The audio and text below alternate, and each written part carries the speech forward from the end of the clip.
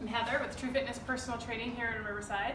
If you're ever in the area and you're in Riverside, I'd love to work out with you, but if not, catch me on Burn Along for more workouts. I did first workout was foam rolling.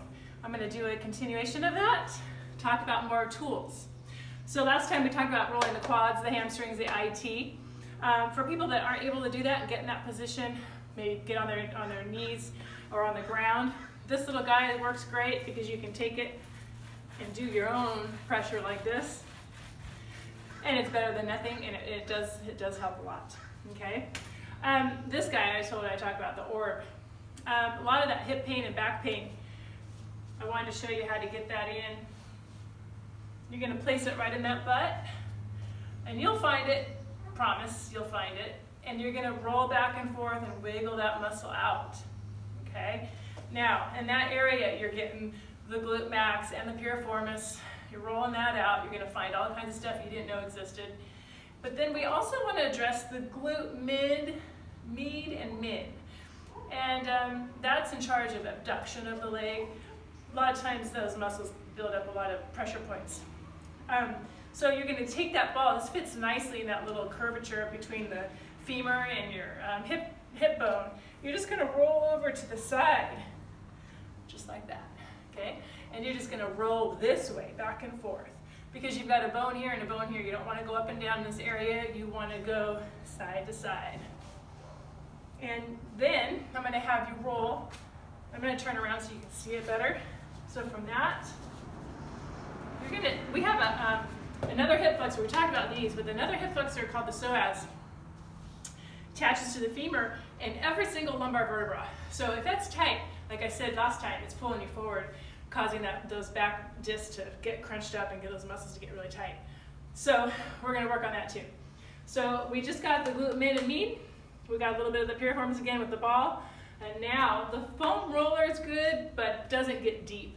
So I'm going to roll on top of this ball, right in the crease of my leg, right there at the groin. And I'm going to squeeze my butt. If you don't squeeze the butt, you won't feel it as much because that muscle's deep and it likes to hide. You got to squeeze the butt, do that pelvic tilt, and you'll feel it pop up, and you're going to roll deep down into there. Yes, it can be very painful. Yes, that's normal. That doesn't mean don't do it. It means do it more until the pain subsides. Consistency over time equals results. Don't give up on it. It hurts. I know it's hard to do. Okay? So that's going to get part of that hip flexor. We already did the quads. We got that butt area. One thing I didn't talk about with the foam roller are the adductors. And those are very tonic muscles. They like to do a lot of the work and they get very tight. So a great way to foam roll those is I like to straddle my foam roller. I lay the leg next to it that I'm not going to work flat down. So I'm basically laying on my side. I bring this leg up to a 90, put this right underneath, perpendicular to it, and I just roll my body back and forth, pushing my leg outwards to get all those spots. Now everybody's different. Some people have a lot of pain up here, some people have it down here. It just depends. So roll the whole entire muscle to see where that gets you. Okay? All right. One other thing, underneath the arms, we have a lot of connections with our rotator cuff muscle and other muscles that are involved in the back, our lat, our pecs. Most of those big muscles are internal rotators. We're at the desk and we're working all day, we're all forward posture, we're on our phones. So we want to open that up. And it's hard to do when a muscle is triggered, that's funny. When it's triggered, my daughter says that's funny. When it's triggered, it's mad, and you go to stretch and do an exercise for it, it may not be very responsive. So if you get that foam roller under it and break it down, just keep breaking it down, you're going to get a lot more results when you go to work it and stretch it, okay? So you're going to get your armpit right underneath there, and you're going to roll up and down. I like to do palm up, so you're externally rotated, opens up that shoulder joint, okay? And I'm just going to roll back and forth a little bit until I find that sore spot.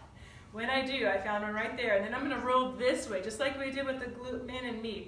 I'm going to roll side to side. And that will get you right there. You'll find a spot, the sore spot you find, hang out. Spend a little time there. Then you're going to spend a little more time rolling up the side of the bone of the shoulder blade. And lots of attachments there. So you're going to roll that, open that up. You do that, and I swear you will feel like a new person when you're done. Okay, I talked about the lacrosse ball. Very hard rubber ball. I like it because it's rubber. It's got traction, so it doesn't slip like a tennis ball, but it's a lot less forgiving than a tennis ball. So if this is too hard for you, tennis balls are great. I put 2 of my lacrosse balls in a sock, and I use these. Sometimes I'll just take one and I'll throw it under my butt. My left hip is my worst one, and I'll get that ball in there and dig it in really deep. Put my leg in different positions because it opens up the muscles, either stretches them or opening up the joint. You can get in there a lot deeper. Okay.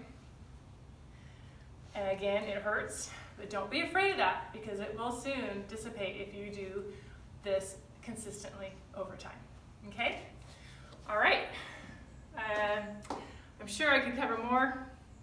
I will always know I can cover more. But try those out.